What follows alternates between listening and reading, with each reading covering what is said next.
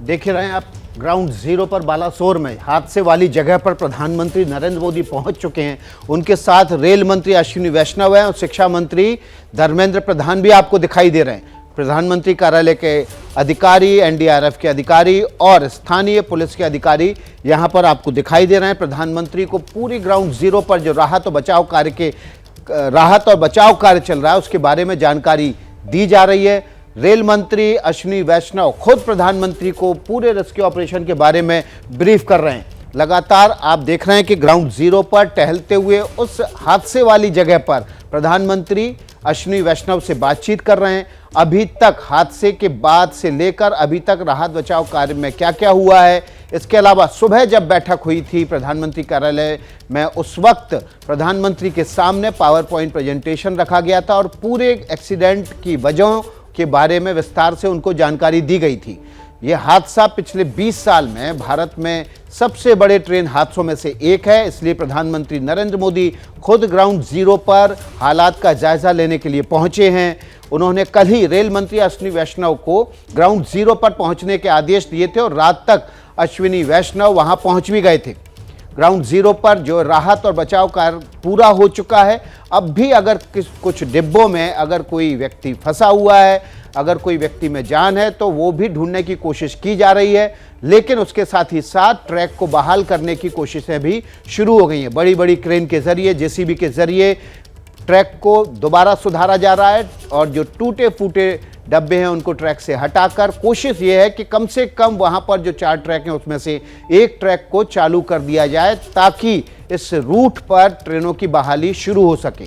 प्रधानमंत्री Narendra Modi ground zero पर पहुंचे हैं, पीएमओ के अधिकारी भी वहां पर हैं। आप देख रहे हैं बड़ी तादाद में वहां पर सुरक्षा बल के लोग मौजूद हैं। हालात के बारे में रेल मंत्री अश्विनी वैष्णव से समझते हुए वो धीरे धीरे आगे बढ़ रहे हैं और ठीक उस जगह पहुंच रहे हैं जहां पर ये ट्रेनें आपस में टकराई थी। शिक्षा मंत्री धर्मेंद्र प्रधान लगातार वहां पर इशारा कर रहे हैं जो लोग मौजूद हैं उनसे शांति बनाए रखने की, और यहां से रवाना होने के बाद प्रधानमंत्री नरेंद्र मोदी बालासोर और कटक के अस्पताल में जाएंगे जहां घायलों से मुलाकात भी करेंगे। कल शाम को तकरीबन 7 बजे बालासोर में ये ट्रेन हादसा हुआ था। 3 ट्रेनें आपस में टकराई थीं और उसके बाद यहाँ पर जो मंजर पैदा हुआ वो किसी भी इंसान के लिए झकझोर देने वाला था। भयावह तस्वीर थी, चारों तरफ चीख पुकार थी, ट्रेन के डिब्बे पलट गए थे, एक दूसरे के ऊपर ट्रेनें इतनी रफ्तार में थी कि एक दूसरे के ऊपर डिब्बे चढ़ गए थे, चकनाचूर हो गए थे। जो लोग सो रहे थे वो सोते में ही चिर निंद्रा में चले गए, उनको एहसास तक नहीं हुआ। बहुत सारे परिवार ऐसे थे जो अपनों से बिछड़ गए थे और एक दूसरे को खोजने में वहाँ जुटे हुए थे। रात की जो तस्वीरें थीं वो दिल दहला देने वाली थीं। हर कोई बेहताशा अपने को ढूंढ रहा था और आज सुबह तक भी यही मंजर था। हालांकि एनडीआरएफ की टीमें, ओडीआरएफ की टीमें वहां पर अगले 1 घंटे के अंदर पहुंच गई थी। राहत बचाव कार्य शुरू हो गया था। बालासोर, कटक और भद्रक के अस्पतालों में इन पैसेंजर्स को, घायलों को, मृतकों को पहुंचा दिया गया था। और एक अच्छी बात इस दौरान ये रही कि जैसे ही स्थानीय लोगों को इस बड़े हादसे की जानकारी मिली, उनको ये ज़रूरत महसूस हुई कि अब बड़ी तादाद में घायलों को ब्लड की ज़रूरत पड़ेगी। और आपको बता दें कि 3000 से ज़्यादा, अभी 24 घंटे भी नहीं हुए, 3000 यूनिट से ज़्यादा ब्लड डोनेट किया जा चुका है और जो घायलों की जान बचाने में बेहद मददगार साबित हो रहा है। ये तस्वीर देखिए, प्रधानमंत्री नरेंद्र मोदी वहाँ मौके पर पहुँचे हैं और एक नक्शे के ज़रिए उस हादसे वाली जगह के बारे में उन्हें बताने की कोशिश की जा रही है। इसी तरह का एक पावर पॉइंट प्रेजेंटेशन उनको आज सुबह प्रधानमंत्री कार्यालय में भी दिया गया था। अभी तक की जो जानकारी है उसके मुताबिक कोरोमंडल एक्सप्रेस में तकरीबन 1000 पैसेंजर थे जो कि रिजर्व कैटेगरी के थे और इतने ही यशवंतपुर एक्सप्रेस में भी थे। तो तकरीबन 2000 पैसेंजर ऐसे थे जो रिजर्व कैटेगरी में थे और जनरल डिब्बों में अलग संख्या थी। कुल मिलाकर अभी तक जो आंकड़ा सामने आया है उसमें 288 लोगों की मौत और 900 के आसपास घायल लोगों की संख्या सामने आई है। अभी भी घायलों का इलाज कटक, भद्रक और बालासोर के अस्पताल में चल रहा है। प्रधानमंत्री नरेंद्र मोदी को आप देख रहे हैं वहाँ पर एक नक्शे के जरिए अभी के राहत बचाव कार्यों के बारे में, इस हादसे के बारे में जानकारी दी जा रही है। रेल मंत्री अश्विनी वैष्णव भी उनके बगल में खड़े हुए दिखाई दे रहे थे। तो प्रधानमंत्री ग्राउंड जीरो पर पहुंच चुके हैं। लंबे समय बाद ट्रेन का एक बड़ा हादसा हुआ है। 20 साल में भारत में इतना बड़ा ट्रेन हादसा नहीं हुआ था। इसकी तस्वीरों ने सबको हिला कर रख दिया। आंखों में आंसू आ गए और कलेजा मुंह को आ गया जब तस्वीरें देखी।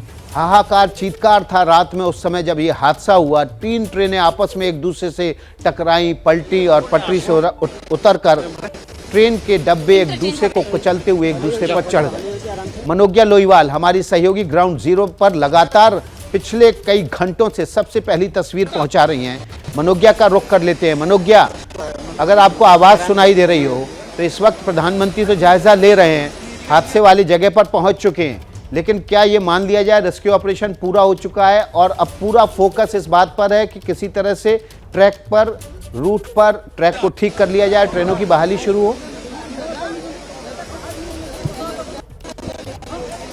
देखिए, अभी इसमें समय लगेगा क्योंकि अभी स्लीपर्स लगाने होंगे और ये स्लीपर्स लगाने में काफी समय लगेगा। जब तक ट्रैक पूरी तरह से फुल प्रूफ तैयार नहीं हो जाए तब तक ट्रेन को अनुमति नहीं दी जाएगी। लेकिन प्राथमिकता 2 ट्रैक के लिए है, यानी कि 2 ट्रैक पर पहले अनुमति दे दी जाए जिससे कम से कम इस रूट पर आवाजाही शुरू हो जाए। इस समय प्रधानमंत्री बैठकर पूरा जायजा ले रहे हैं, जिसमें धर्मेंद्र प्रधान है, रेलवे मिनिस्टर अश्विनी वैष्णव है और लगातार ये इस बातचीत में ये समझने की कोशिश कर रहे हैं कि ये पूरा किस तरह से ट्रेन का हादसा जो हुआ है, कौन सी ट्रेन कहां किस तरह से डीरेल हुई, और उसके साथ देखिए पूरा समझाना कर, क्योंकि चैलेंजेस ये नहीं है कि यहाँ से ट्रेन आप चालू कर दें और उसके बाद ये पूरा रूट क्लियर हो जाए। चैलेंजेस ये है कि अभी फोरेंसिक होगा इस पूरे का।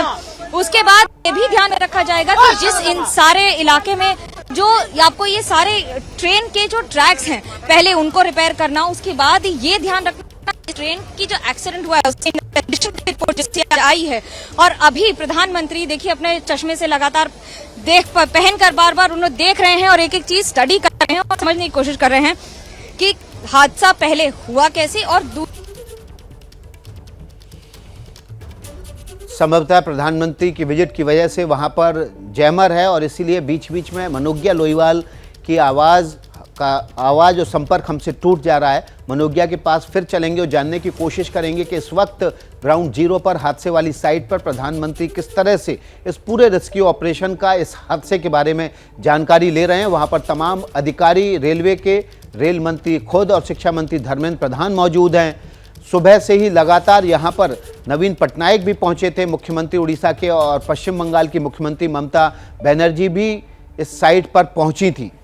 सभी मृतकों को 10 लाख रुपए का मुआवजा देने की घोषणा केंद्र सरकार की तरफ से की गई है, जबकि राज्य सरकार की तरफ से 5-5 लाख रुपए मृतकों के परिवारजनों को मुआवजा देने की घोषणा की गई है।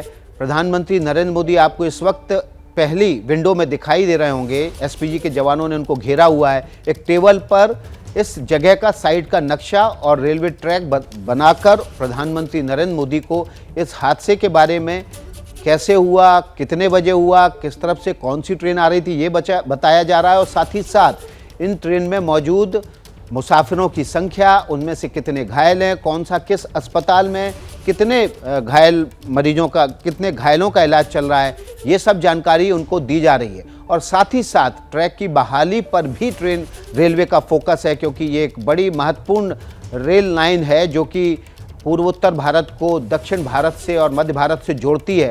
तो ऐसी सूरत में कोशिश ये भी है कि किसी तरह से ट्रैक की बहाली भी जल्द से जल्द शुरू हो सके, ताकि इस रूट पर ट्रेनों की आवाजाही, मालगाड़ी की आवाजाही को चालू किया जा सके।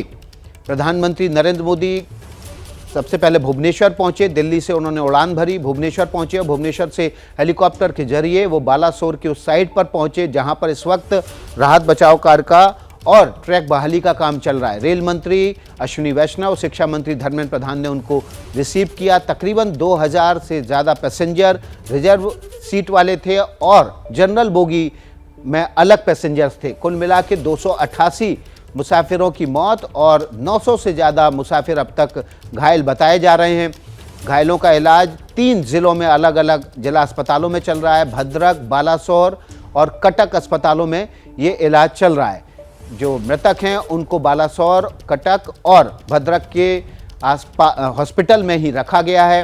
तमाम उनके परिजन जो अकेले यात्रा कर रहे थे और उनकी मृत्यु हो गई, उनके परिजन उनको पहचान करने के लिए पहुंच रहे हैं। कोशिश ये है कि ज़्यादा से जल्दी उन परिजनों को जो घायल हैं उनको बुलाया जा सके। इसके लिए बाकायदा बसेस का इंतजाम किया गया है, रेलवे की तरफ से भी और राज्य सरकार की तरफ से भी। इसके अलावा पश्चिम बंगाल सरकार के 50 से ज़्यादा अधिकारी मौके पर पहुंचे हुए हैं, क्योंकि पश्चिम बंगाल के मुसाफिर इन ट्रेनों में ज़्यादा थे। ऐसी सूरत में विशेष इंतजाम ममता बनर्जी की तरफ से भी किए गए हैं, ताकि जो मृतक हैं, घायल हैं, उनके परिजनों को कम से कम तकलीफ में उनके मृतक शरीर को दिया जा सके या घायलों तक पहुंचाया जा सके। ग्राउंड जीरो की तस्वीर देख रहे हैं, जहां प्रधानमंत्री नरेंद्र मोदी पहुंचे हैं। बड़ी तादाद में वहां पर लोग जमा है, भीड़ उस साइट पर बहुत बड़ी तादाद में भीड़ जमा है। आज कल रात से ही जब हादसा हुआ, प्रधानमंत्री नरेंद्र मोदी एक्शन में थे। हादसे की पूरी जानकारी मिलते ही उन्होंने रेल मंत्री अश्विनी वैष्णव को फ़ोन किया। अश्विनी वैष्णव उस समय दिल्ली से गोवा की तरफ जा रहे थे, क्योंकि गोवा में आज हरी झंडी दिखानी थी वंदे भारत के ट्रेन को। जैसे ही अश्विनी वैष्णव गोवा में लैंड किए, उसके बाद प्रधानमंत्री नरेंद्र मोदी ने उन्हें फ़ोन करके तुरंत बालासोर निकलने के लिए कहा और उसके बाद ही रेल मंत्री बालासोर रात में पहुंच भी गए थे। शिक्षा मंत्री धर्मेंद्र प्रधान भी सुबह बालासोर पहुंचे। दोनों ने वहां ग्राउंड जीरो पर पहुंचकर मुख्यमंत्री नवीन पटनायक के साथ ग्राउंड पर राहत बचाव कार्य का जायजा लिया।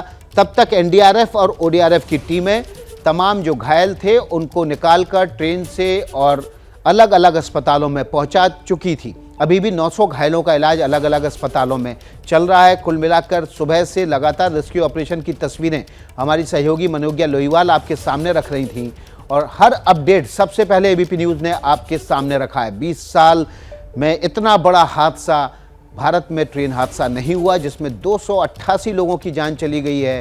3 ट्रेनों की आपसी भिड़ंत की वजह से ये हादसा हुआ और जो शुरुआती जांच में रिपोर्ट सामने आई है उसमें कोरोमंडल एक्सप्रेस, यशवंत एक्सप्रेस और एक मालगाड़ी ठीक उसी वक्त एक दूसरे के आसपास से गुजर रहे थे, जब पहले कोरोमंडल एक्सप्रेस अपने ट्रैक से उतरी, पटरी से टकराकर पटरी से उतरकर वो एक मालगाड़ी में टकराई और उसी वक्त यशवंतपुर एक्सप्रेस वहाँ से गुजर रही थी, वो भी इन दोनों ट्रेनों के साथ टकरा गई।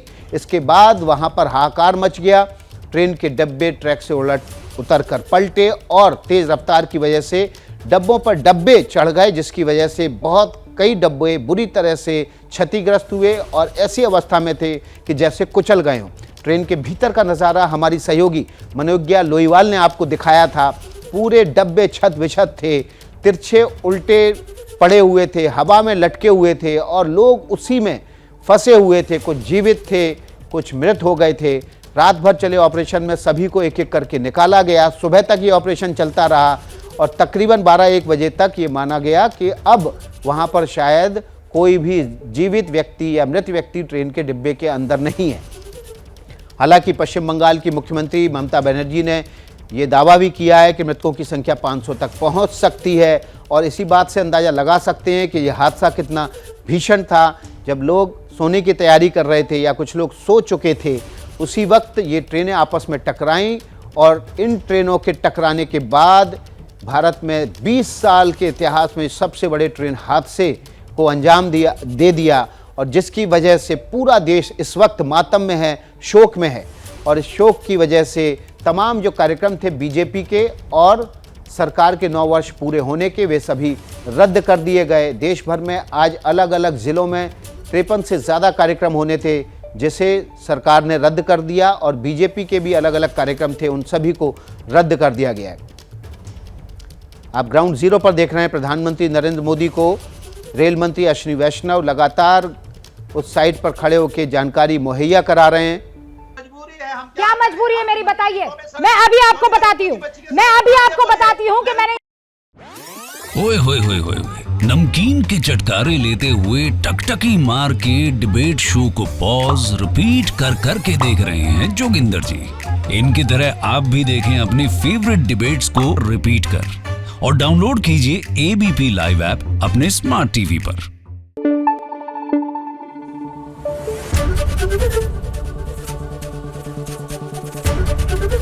एबीपी न्यूज़ आपको रखे आगे।